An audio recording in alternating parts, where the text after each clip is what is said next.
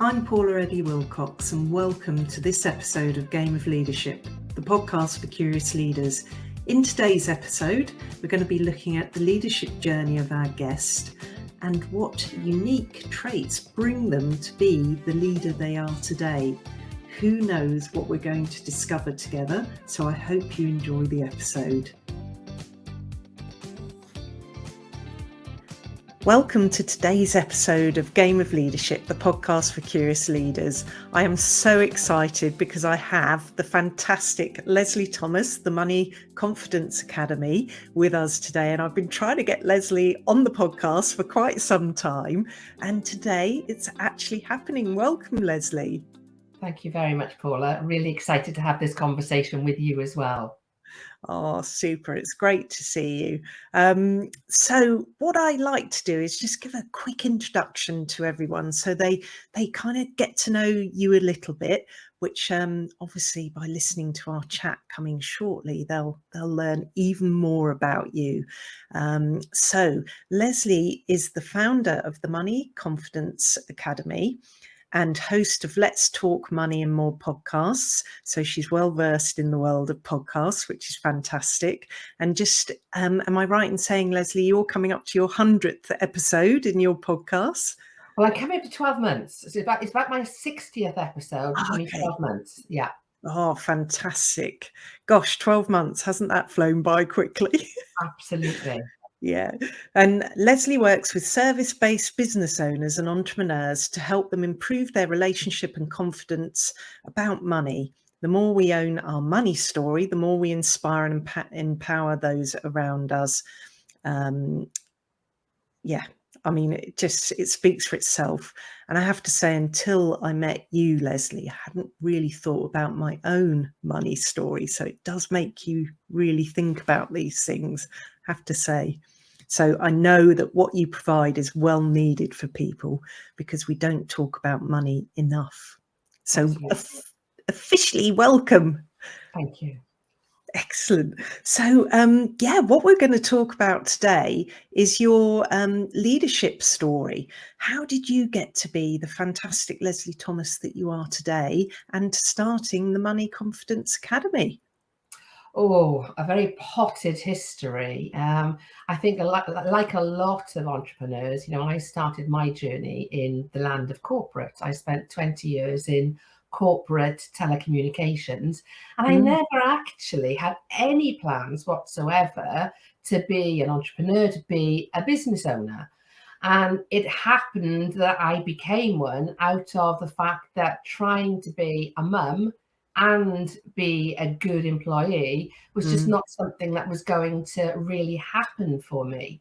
I live in Salisbury. My job was based up in London, and I was having to leave my children with my husband, who at that stage had set up his own business. They were only very, very small, and I was clock watching the entire time. So I decided to make a change, a fairly drastic change, but a change I knew I could make work for me. So I went to work with him in his business.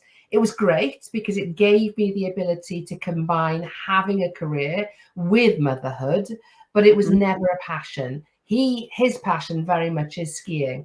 I don't like skiing. Don't tell me. I don't like it.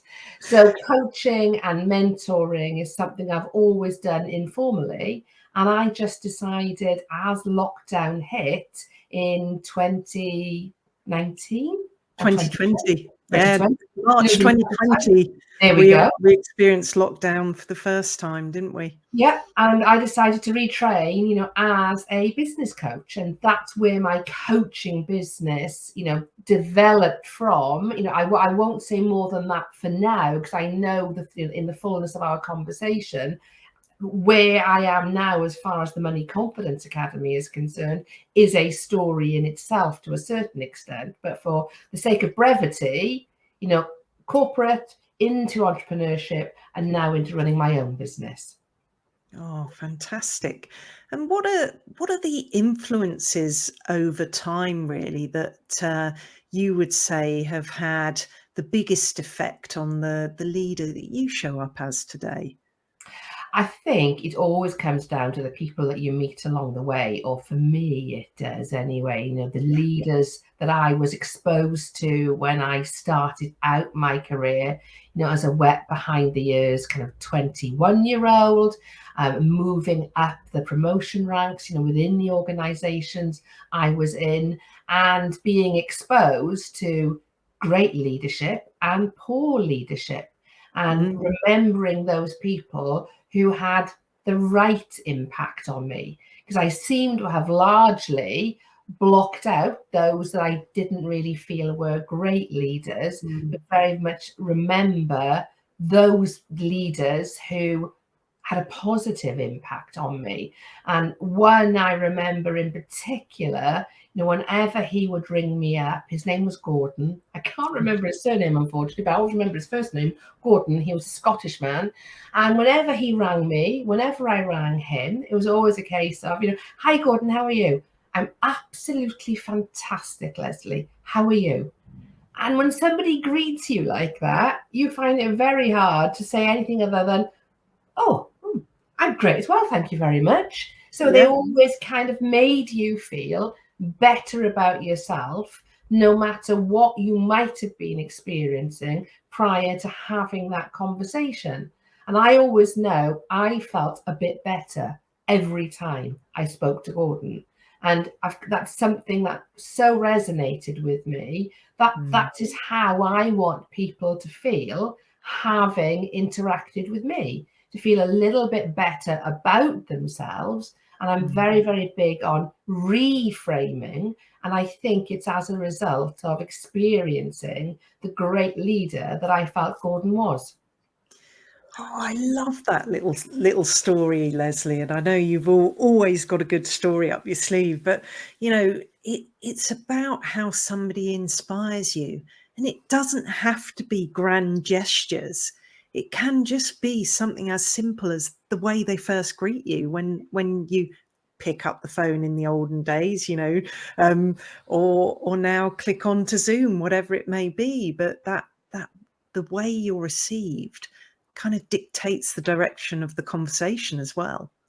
It does, absolutely. And I think, I do think as well that unfortunately, as technology advances, anthropologically, if that's a word, we actually go backwards, because we don't interact in the same direct way as we used to. You know, we use email, or we use messaging, or we use emojis rather than actually having that conversation.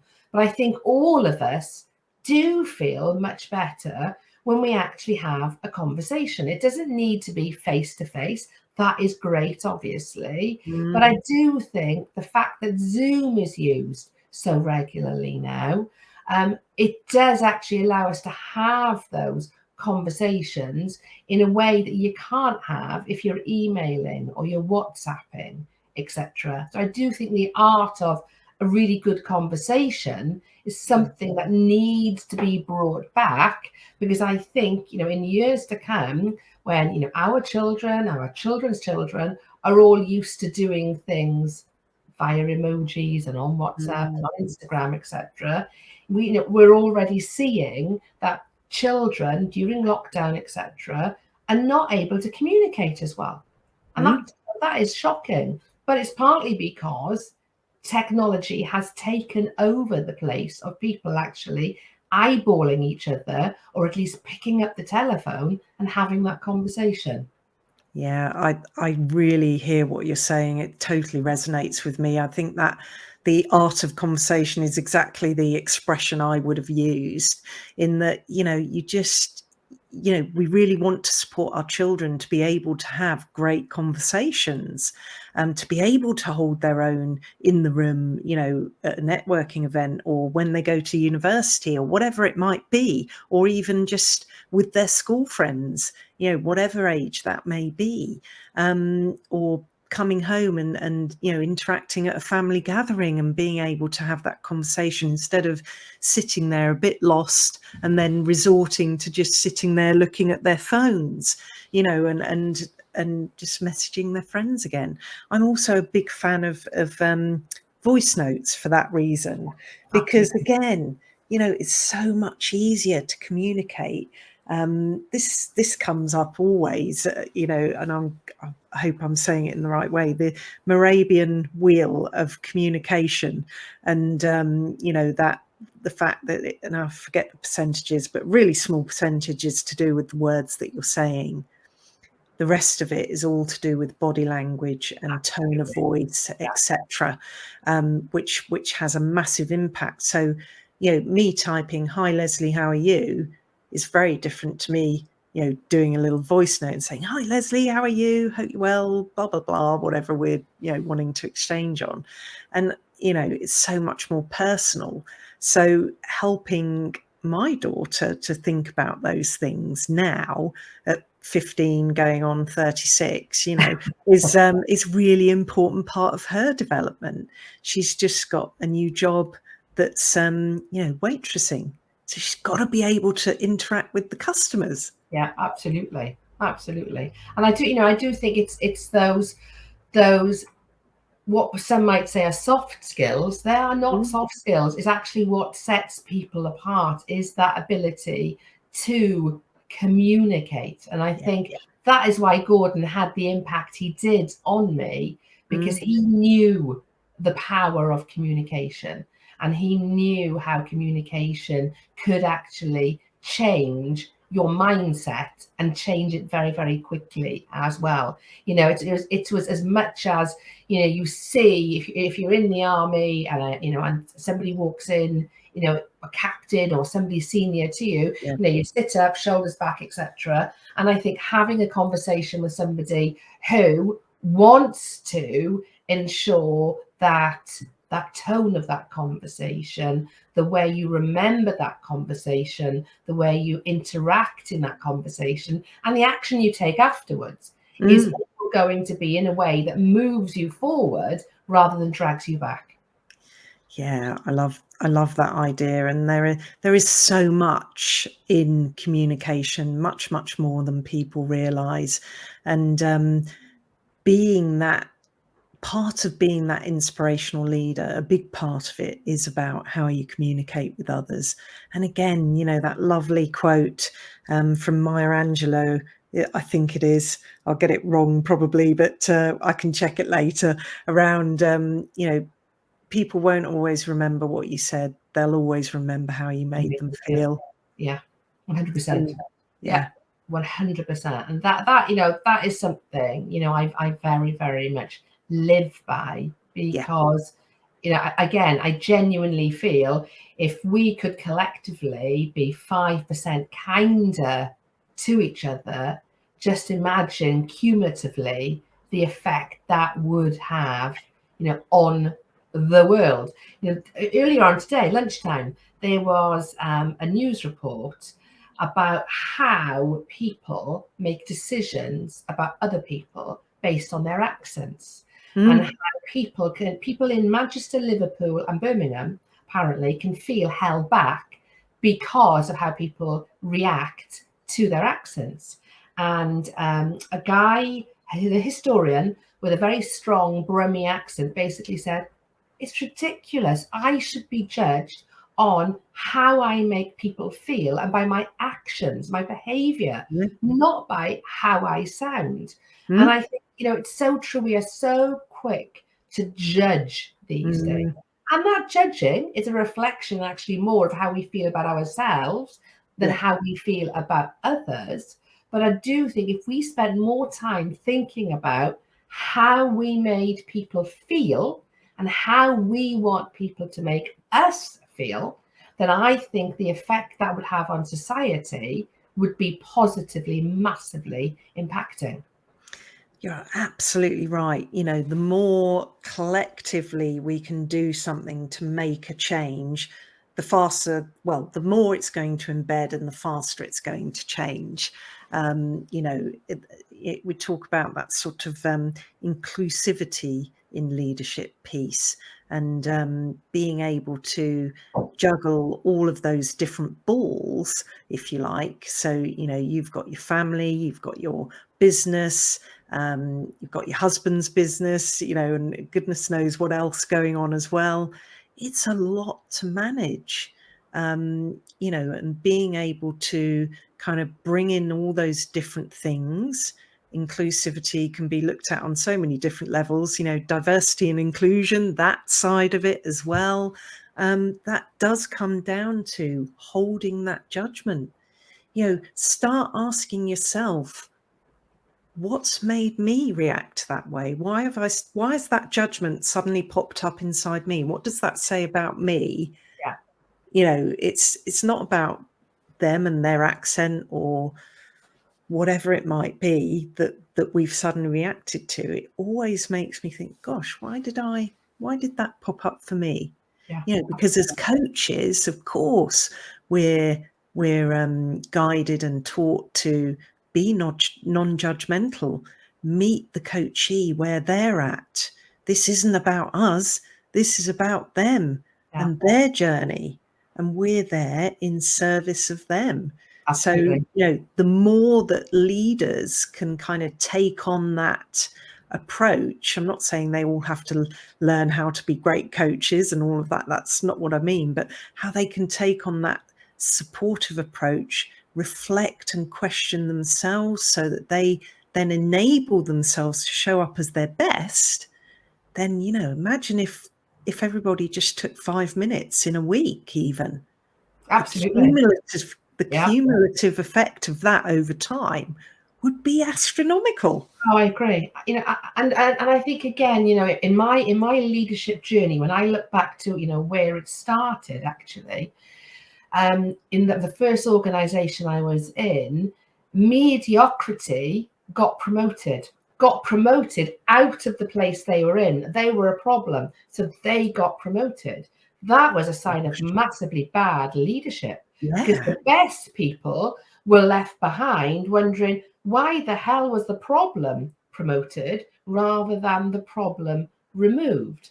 And I think leadership has come on massively since then in recognizing, actually, a great leader's role is to coach those who are in their team. It isn't to stand above and just look down like a seagull. It's actually to be in there, bringing on the best talent, looking where their gaps are, looking at how to fill those gaps and pulling them forward. And I didn't see a lot of that going on when I initially started, you know, out in, you know, in my career. But I do now see there is, you know, there's much more awareness of the importance of self-awareness. There's much more reflection on the need for, you know, emotional intelligence, and actually how important it is to be emotionally intelligent in what you are doing. So I do think that we've come a heck of a long way than when it was trying to remember the year that I started, 1991. So, you know, going back, you know, a big chunk of time, basically 30 years essentially since I started, you know, my career. Things have definitely moved on, but I hope that is being done for all the right reasons rather than just the ticks in the box. Yeah, you're absolutely right. And likewise, you know, I think it was 92 that I started. And yeah, all those years of seeing it all come through, or maybe it was 91 actually, because I think we're the same age. Won't talk about that. Yeah. You know, and yeah, there has been some massive changes, but like you, along the way, I had some incredible examples of fantastic leadership where you're absolutely right. They were in it with with us as the team members, understanding all the moving parts, you know, embracing all those fantastic differences that help make the whole team amazing. Yeah. Rather than, you know, other teams where I've seen some shocking examples where, you know, they're feeling threatened by the team members, you know, and anyone who's sort of exhibiting that they're stronger in a certain area is seen as a threat, rather than being embraced and saying that's making all of us look better as a team. We're achieving better results because of this. You know, and it's just shocking, the things that, you know, I'm sure between the two of us would make people's toes curl, as I'm sure other people have got lots of examples of that kind of thing. So I guess, you know, other than, you know, Gordon, wherever he may be now, and I hope he hears this for you, Lesley, you know, are there any others? So, you know, I always think back to influences from my family and things like that. Are there people like that that helped influence you, do you Oh think? yeah, you know, my mother, you know, massively so. You know, people say to me, because now, you know, what I focus on, you know, is female business owners' relationship with money. Mm. People think that I must have, you know, a negative money story, but Mm. actually, I do what I do. I originally planned to become a confidence coach for business women because I understood the importance of having confidence. I Yeah. was really fortunate that my mum instilled so much confidence in me. You know, every time you know, I was going to undersell myself. So, you know, I said I was going to do 2 A levels. My mum said, no, you're not, you're going to do 3. You know, I'm going to go to college. No, you're not, you're going to go to university. And it was like non-negotiable. We're not even discussing it. You are, you know, you are going to be the best of the best. And my mum never ever allowed me to ever think that I was not going to achieve, you know, as much as I truly was capable of achieving.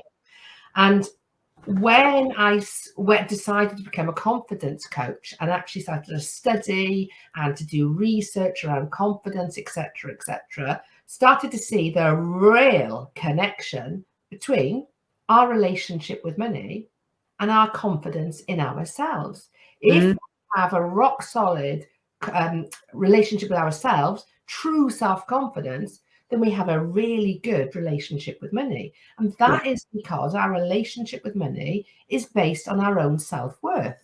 And what is self-worth all about? Having that true inner self-confidence.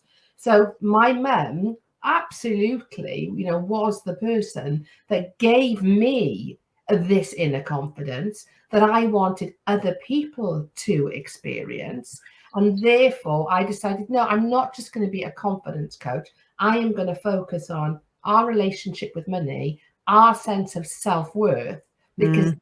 that is when you really can develop that rock solid belief in yourself. And when you have that rock solid belief in yourself, you'll go and do all those things that you're scared of doing, but you know you need to do to move yourself forward, to move your business forward. When you start doing those things, you start making more money. You start interacting in a way that draws people to you. So, you know, my number one mentor, without her actually even realizing it, the number one person, you know, I looked up to was my mum. And that's not to take anything away from my dad at all. But my dad he was a police officer. Oh. Was, you know, back in the day when they used to work, you know, really long overtime, when the police were solving cases in those days. Not so much the case now. We'll leave that for another discussion. So my dad was out of the house, you know, making the money basically. So it was my mum that was at home bringing up the children. So I think Mm. I saw then, although only understood it in reflection, essentially, the importance of having not just a role model. Yes, that's good, but actually more importantly, having somebody in your corner, having somebody that unconditionally believed in you when you didn't believe in yourself. And I think that again is one of the characteristics of a good leader. They can Mm. spot potential. They know how to nurture potential, and they know the things they need to do to draw that person forward so that that person starts to see their wings unfurling like Mm. they're a butterfly.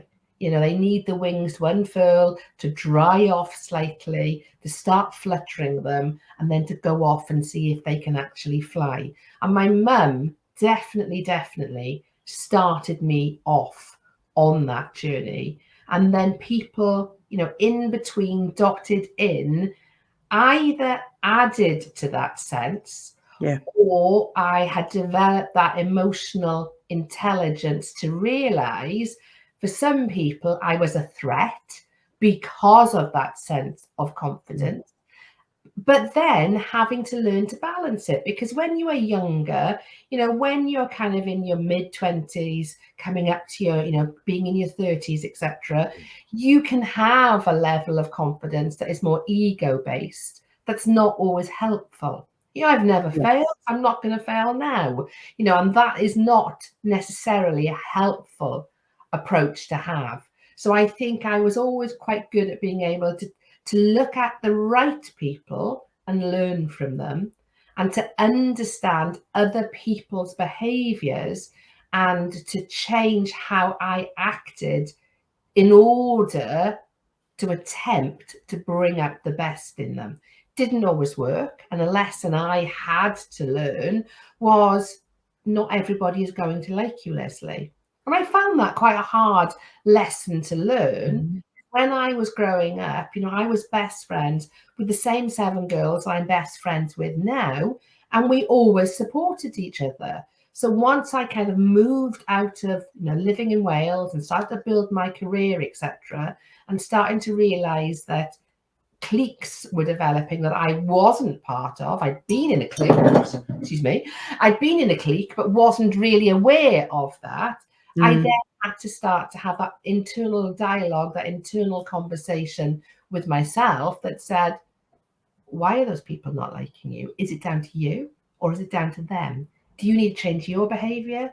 Do they need to adapt their behavior, or do you just decide to move away and, you know, and find a different way of working, basically? And I think it all comes down to that experience and being able to, you know, assess what's going on, but at the core of it, be confident in your own abilities and skill set. I love that. There's, you know, a few things in there. The unconditional positive regard comes in for me, you know, that you talked about with your mum there, and how we just, you know, just giving people those opportunities. And as you rightly say, they don't always work out how we want them to. But, you know, for me, certainly, and I think I'm hearing you're in a similar vein. I'd rather give people the opportunity, and they can then take it or leave it, can't they? Or make of it what they will. But not offering the opportunity to people to support themselves, develop themselves, give their best, just seems very, very alien for me. You know, and I certainly know that that's what you've shared there. And it's absolutely fascinating. Oh, there's so much we could talk about, Lesley. And the wonderful news is, as everyone will know, we always have our fabulous guests for 3 episodes. So what I'm going to do is wrap up there, because we've got so much to talk about in the next 2 episodes, where next time we'll be looking at your take on game and leadership. So for today, Lesley, thank you so much. It's been a pleasure talking to you, a long time coming, and we'll see you next time. Thank you very much. Look forward to it. Very welcome.